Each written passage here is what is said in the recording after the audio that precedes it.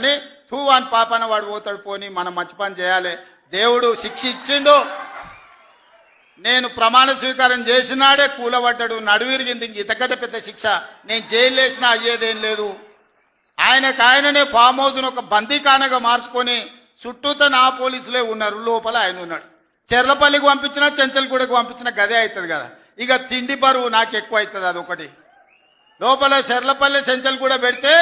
ఆయన తిండే తినికి మళ్ళీ ఆయన ఏదైనా కావాలంటే అదిగిన అయితే సర్కార్కి ఎక్కువ ఖర్చు అవుతుంది తిండి ఆయన సంపాదించేది ఇన్నా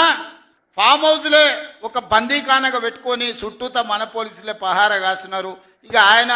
చేసిన పాపాలకు ఆయననే పోతాడని ఊరుకున్నా నేను ప్రమాణ స్వీకారం చేయడానికి పోయిన రోజే మంచం మీద నుంచి బోర్ల పడి మక్కెలు ఇరిగి మూలకు పడ్డాడు ఇక ఆయన నిన్నొచ్చి పెద్ద మనిషిలాగా మంచి చెప్తాడేమో అనుకున్నా తోలు తీస్తా అని అన్నాడు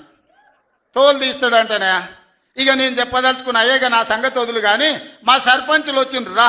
ఏ తోలు తీస్తావురా నీ తోలు తీసుడు కాదు నిన్ను చీరి చింత కట్టి చింతమడకల ఏలాడేసి కొడతారో లేదో మా సర్పంచులు రా కొడంగల్కి వస్తావా లేకపోతే మమ్మల్ని చింతమడకకు రమ్మంటావా మా సర్పంచులను తోలుతా సోయి లేని మాటలు